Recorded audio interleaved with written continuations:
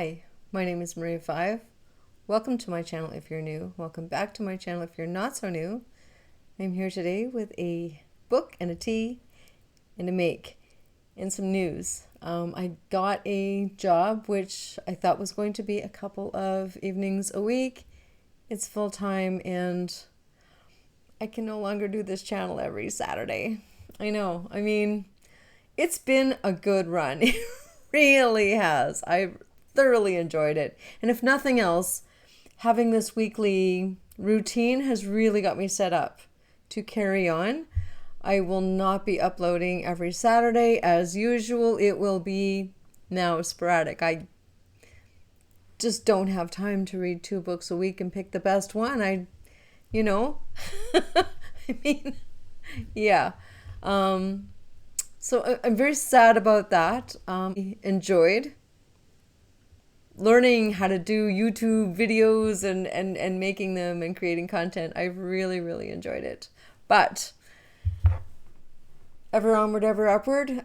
Things will change. I'm sure there are elements of this channel that will change. Namely the tea, actually. That's one thing. I didn't think it was going to be that hard to have a tea every week. And maybe just because I don't live in the city anymore.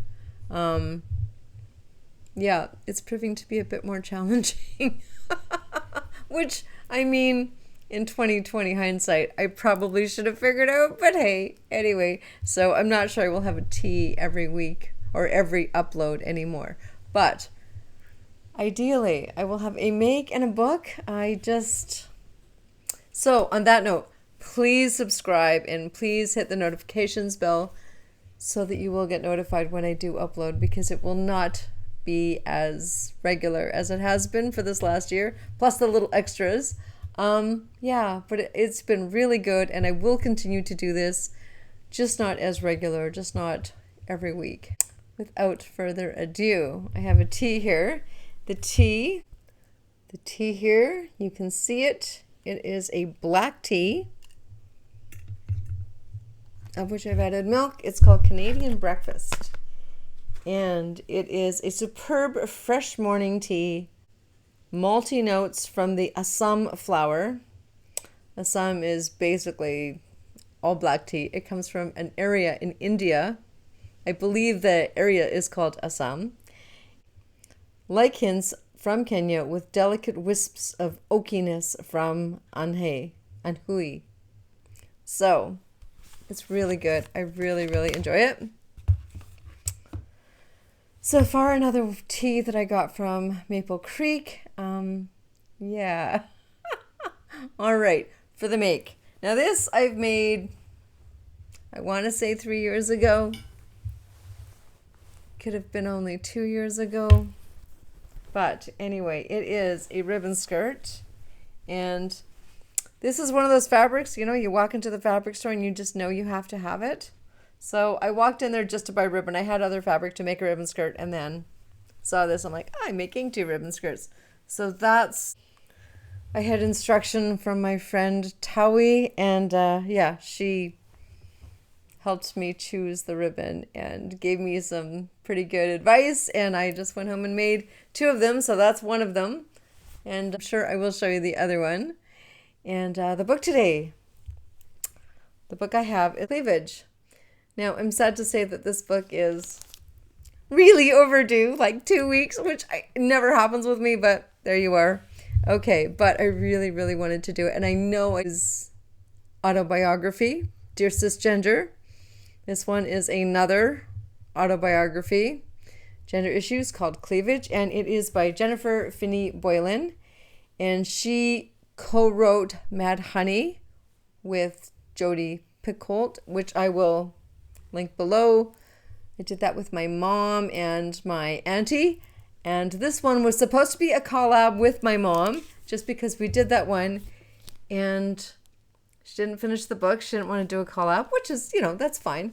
But she couldn't really give me a good reason. And I want to say, I think the reason is that it's jumpy. She starts out and it goes on, and she's telling a bit of her story, a bit of her history. But once she transitions, it really is all over the place. And even I had a hard time. And I don't like that. I don't find it a very effective way to tell a story to your reader. This is me personally. You may have other opinions, and hey, that's great. Comment below if you do. But yes, I like it to be a little more fluid and a little less jumpy. And this is definitely jumpy. But it's amazing. Her story is amazing, and her frankness is amazing. Definitely worth reading. I'm going to read you some of it just so you get a taste of the flavor of it. 2025 Cleavage. I'm going to start with something from the very back just to give you an indication. One of the stranger aspects of the word cleavage is that its definition contains its own opposite, which is to say that to cleave means to divide, to split something in half, like the way gender divides humans or the way politics divides a country. Wow, hey? She is a U.S. citizen, I might say. But to cleave also means to stick to or to adhere close to someone emotionally.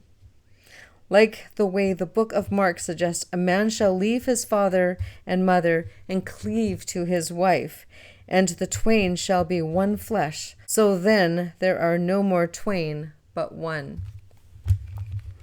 Definition of the word cleavage, I thought was really interesting, apropos, but most people think of cleavage in the classic social way.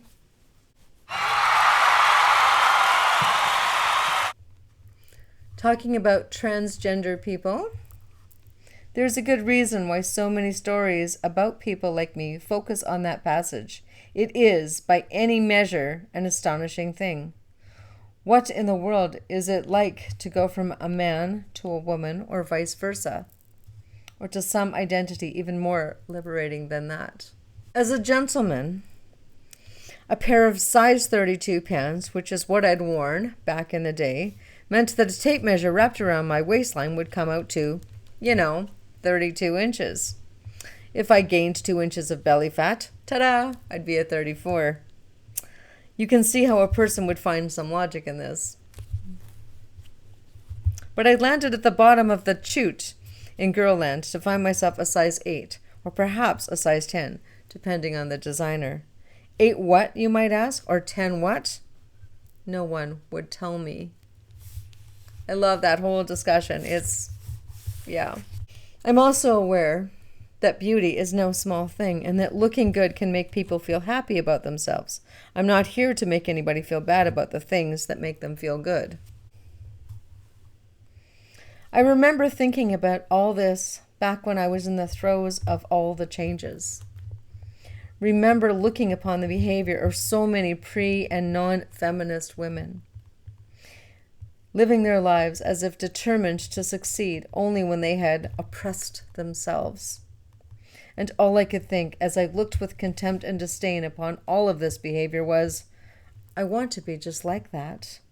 If being a woman means making myself invisible, well, by all means, let's get on with the business of erasing ourselves, because only then, when people look upon me and see a woman sad as all the other women I know, only then will people see at last that I have succeeded. That was such a powerful thing, our obsession with being tiny and small as women, and how men, they just, they are, not to say all of them, but for the majority, they just are who they are. They present as they present, and that's how it is. And with women, we generally have a lot of stuff going on upstairs about our size and what we need to do to make ourselves small and invisible and not taking up too much space. Wow, very powerful. So some pretty interesting questions that she brings up in this book, and I so thoroughly enjoyed it. I did not like the little hippity-hoppity little story that's not even a whole page, and then something else, and then back to that story like that. I don't think bodes well for many people. I think, I don't know, it's a trend. I've talked about this before, and I don't know, it's trending, but I don't think it works. I don't think it's a good way to go, because most people don't sit down and read a book. They pick it up here, they pick it up there, 10 minutes waiting for the doctor's office, what have you. So, yeah, interesting. But really good read, definitely informative, and I feel like I know her so well. Crazy. But if that at all intrigues you, if I have sparked an interest, please pick it up and let me know in the comments below what some of your favorite parts were maybe. And thank you so much for joining me. I will be back. I just don't know when. Yeah. But as I said, I am now working full-time, not just a little bit, full-time. So it just means less. You know, it's not like I'm ever going to stop reading. I don't think I could stop reading unless my eyesight went. And even then, I would use audiobooks. So yeah, I'm not sure I could, but it will be less. It has been a pleasure. Thank you so much for joining me, and we will see you soon. Bye-bye.